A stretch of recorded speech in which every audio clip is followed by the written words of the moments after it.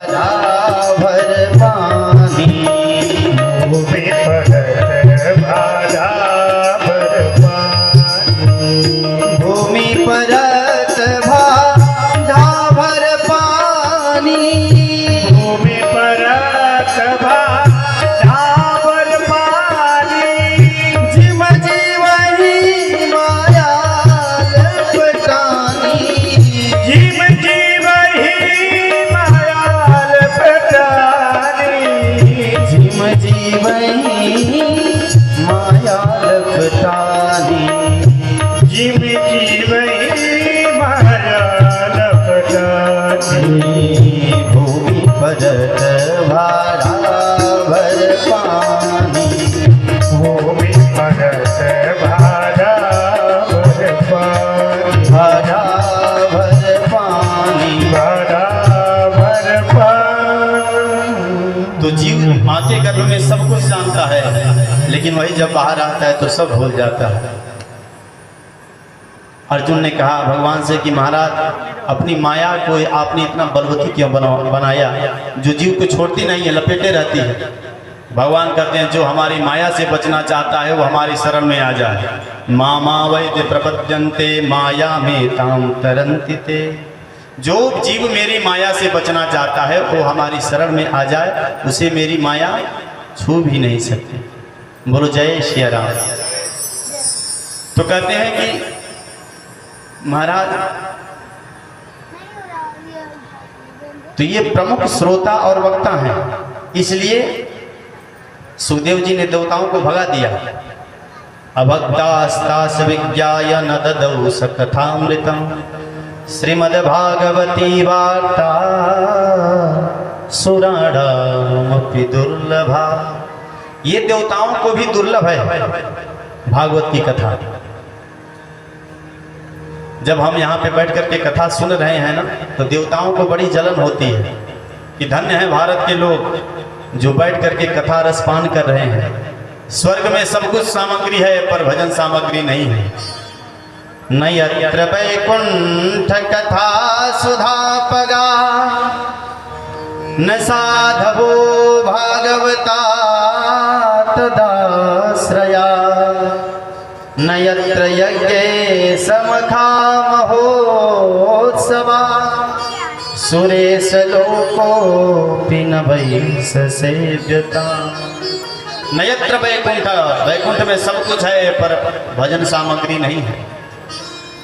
न यत्र वैकुंठ कथा सुधापगा, कथा का लाभ नहीं है। न साधवो भागवता तदाश्रया, ना भागवत का दर्शन है, न साधु संतों का दर्शन है। न यत्र यज्ञ समखा महोत्सवा, न यज्ञ का कोई साधन है। आज अपने वहाँ देख लीजिए, कहीं दुर्गा यज्ञ हो रहा है, कहीं रुद्र महायज्ञ हो रहा है। तो इससे देवता जलते हैं, तो डांट करके भगा दिया। क्योंकि देवता भी अगर कथा बैठ करके चुपचाप सुनते तो सुखदेव जी भगाते कभी नहीं, लेकिन यह सुनने के जगह पे सौदेबाजी करने लगे कि आप कथामृत हमको दे दीजिए, बदले में सुधामृत दे लीजिए। क्या बराबरी है भाई तुम्हारी सुधामृत की और हमारी हरि कथामृत की? थोड़ा तुलना करके देख लीजिए। बड़े बड़े पुण्यात्मा जब इस शरीर को छोड़ करके जाते हैं तब वह स्वर्ग में सुधामृत का पान करते हैं। पापात्मा उसमें प्रवेश नहीं कर सकता स्वर्ग में, केवल पुण्यात्मा का ही प्रवेश है। तब वह जाकर के अमृत मिलता है, और उसमें भी पक्षपात है कि पापात्मा इसमें नहीं आ सकते, केवल पुण्यात्मा भी आ सकते हैं। लेकिन यह हरि कथा अमृत चाहे पापात्मा हो या पुण्यात्मा हो, कोई भी बैठ करके सुने, सबके लिए यह भागवत सुलभ है, यह कथामृत सुलभ है। उस सुधामृत में पक्षपात है, भेदभाव है, लेकिन हरि कथामृत में कोई पक्षपात कोई भेदभाव नहीं है। दूसरी विशेषता वह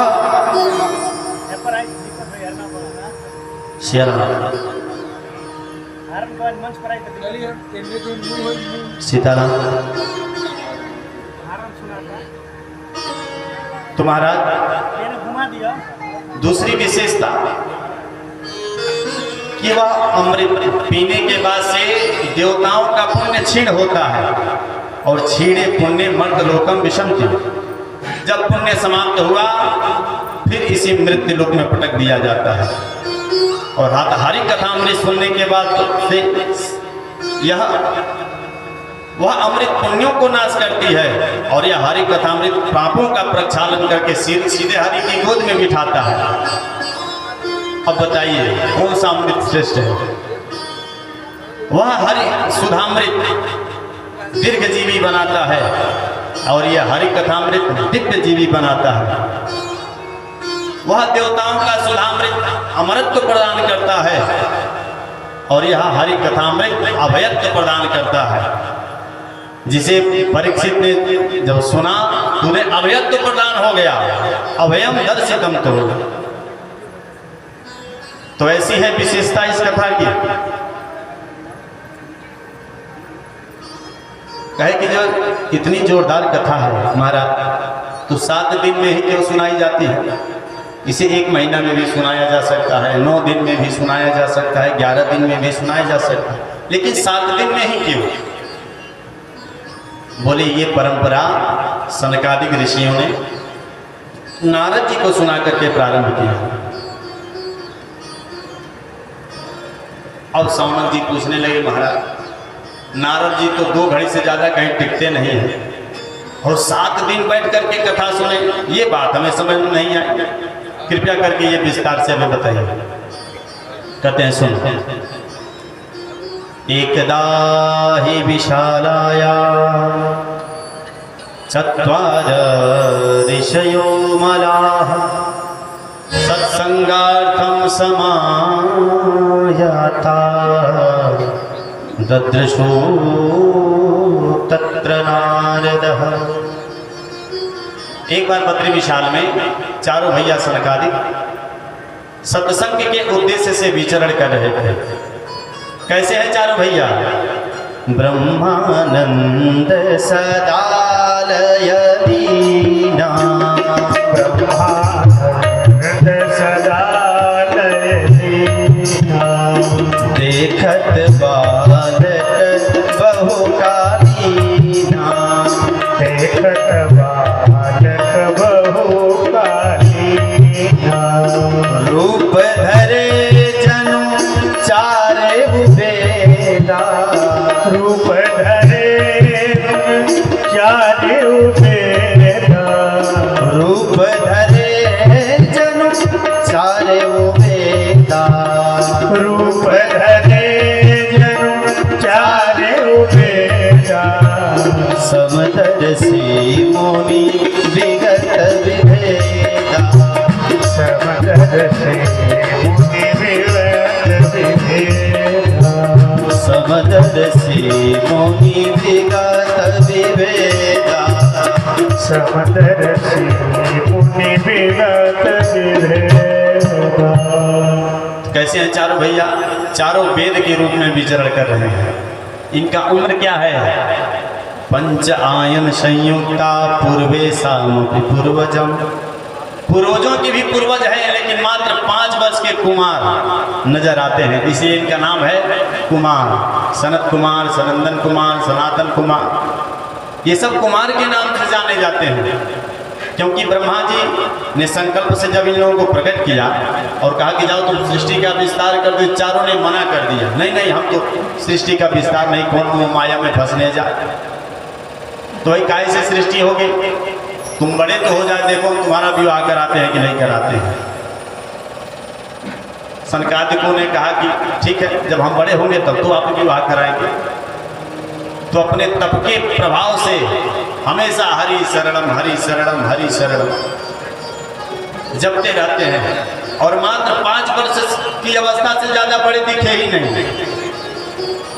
तो पंच आयु संयुक्ता पूर्वे सामपि पूर्वजम, 5 वर्ष के दिखते हैं लेकिन हैं पूर्वजों के भी पूर्वज। ऐसे ही चारों भैया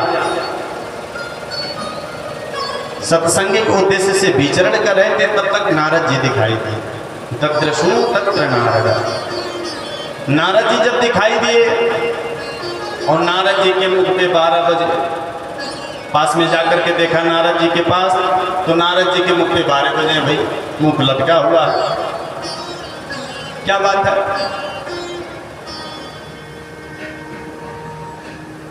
तो सनकादिकों ने प्रश्न किया, कथम ब्रह्मन्नदीन मुख कुतश्चिंता तुरो भवान् त्वरितं गम्यते कुत्र कुतश्चागमनं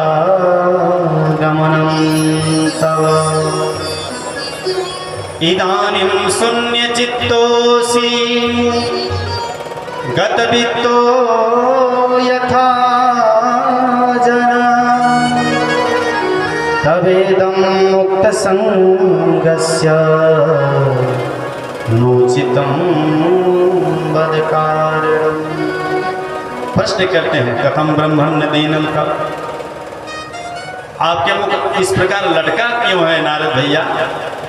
क्योंकि आप तो दूसरों की परेशानी दूर करते हैं और आप स्वयं परेशान हैं। संसारवासी जब परेशान होते हैं तो संतों के पास शांति पाने के लिए जाते हैं, और पता चले कि संत स्वयं परेशान है, तो इन संसारवासियों का क्या होगा?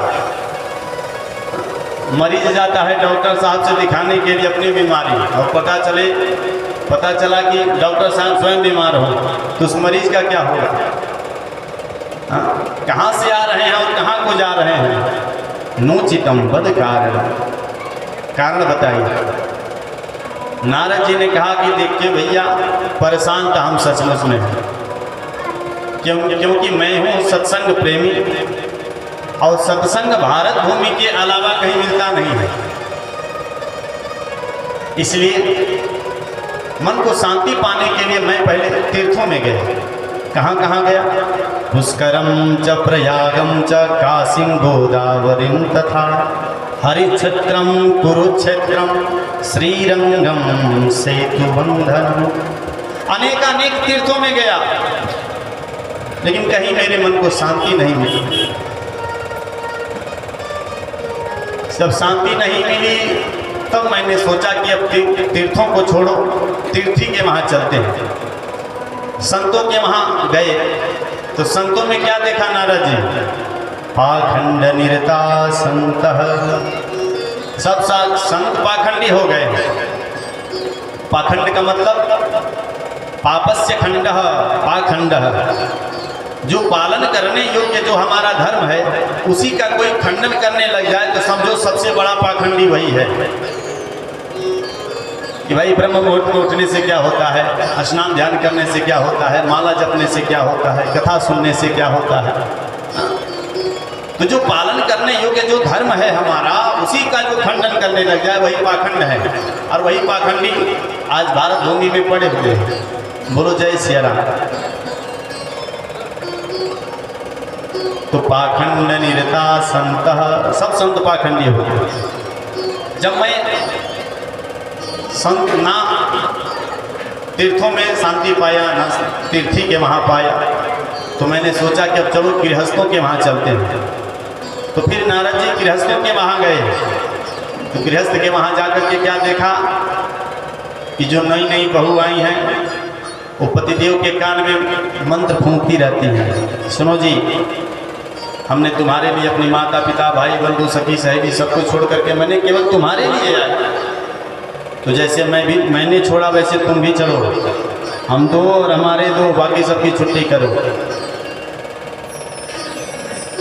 तो ये और परिणाम क्या इसका निकलता है? दंपति नाम च कलकन। हमेशा लड़ाई झगड़ा गृहस्थों में भी लगा है। और कन्या विक्रय लोभा दंपति नाम च कलकन। आजकल देखिए कन्याओं का कितना क्रय विक्रय हो रहा है, इतना दहेज दीजिए तब हम विवाह करेंगे। और यही कारण है कि वो विवाह ज़्यादा देर टिकता नहीं है। भगवान राम है आजकल समय में ये दशा हो गई है। समधि किसको कहा जाता है? सम मतलब बराबर और धी मतलब बुद्धि। जिसकी बुद्धि एक समान हो उसे समधि कहा जाता है। लेकिन आजकल क्या है, जहाँ पैसा बराबरी की हो वहीं पे संबंधी बनते हैं, बाकी कुछ नहीं।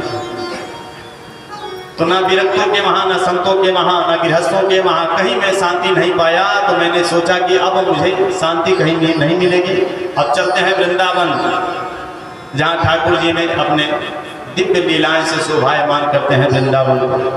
यावनम तटमापन्न यत्र लीला हरे। यमुना जी के किनारे जब गए नारद जी तो क्या देखा? हिमाश्चर्यम मुनिदिष्टम। एक आश्चर्य देखा नारद जी कि एक युवती है, रो रही है, दो बुढ़े उसके गोद में सोए हुए हैं और भी देवियां हैं जो पंखा कर रही हैं। तो नारद जी ने सोचा कि भाई क्या बात है कि यह देवी रो रही है, चल करके पूछा जा। फिर नारद जी के मन में आया कि भाई ये देवियां हैं। हम गए, पूछे और जवाब भी नहीं कोई दिए, अपने वीर राम बेइज्जती सहेंगे, इससे अच्छा है कि निकलते हैं। तो जब नारद जी वहां से जाने लगे तो पीछे से आवाज आई, भो भो साधो क्षणं तिष्ठा मच्चिन्तामपि नाशया दर्शनं तव लोकस्य सर्वथा घहरं परम। भो साधु क्षणं तिष्ठा। हे साधु महात्मा, थोड़ा ठहरिए और हमारी चिंता का निवारण करिए। नारद जी ने पूछा कि अच्छा काशी तुम कौन हो देवी, और कहाँ माँ, ये दोनों बुढ़े कौन हैं? तब वह देवी अपनी परिचय देती है, अहम भक्ति ऋतिख्याता इमौ में तनयौ मतौ ज्ञान वैराग्य नामानौ कालयोगेन जर्जरौ। मेरा नाम है भक्ति देवी और ये मेरे दो बुढ़े हैं, वही मेरे पुत्र हैं। मैं दक्षिण में पैदा भई, कर्नाटक में पली बड़ी, महाराष्ट्र में, और कहीं कहीं आतताइयों से सताई फिरती हुई। तो मैं जब वृंदावन में आई तो मैं तो जवान हो गई, लेकिन मेरे बच्चे जो हैं वो बूढ़े हो गए। और माता जवान और बच्चे बूढ़े, तो माता को कहीं चैन आएगा? कभी नहीं। तो भक्ति मैया इसी कारण रो रही थी, निवारण करें। नारद जी ने कहा कि घबराओ मत देवी, सतयुग द्वापर त्रेता में तो बड़ी प्रसन्न रही, लेकिन यह कलयुग है, वर्षे वर्षे क्रमा जाता मंगलम नाथ श्री राम। ये जो यज्ञ महोत्सव आदि जो दिखाई दे रहे हैं वो धीरे धीरे सब लुप्त होते चले जाएंगे, कुछ होगा आने वाले समय। ये कलयुग का प्रभाव रहेगा। और श्रोताओं का कहना क्या? विप्रय भागवती वार्ता गेहे गेहे जने जने। अगर वक्ता भी ठीक से भागवत कथा को कहने लग जाए तो भी जीव का कल्याण हो जाए, और श्रोताओं का भी वही हाल है। श्रोता जजमान ये चाहते हैं कि कम से कम में हमारी कथा हो जाए और नाम हो जाए कि हाँ हमारे भी घर भागवत हुई। बस नाम कराने के लिए 2-4 बस लोग जान जाए, भागवत कथा हो गई हमारे घर। तो कारिता कर लोभे ना।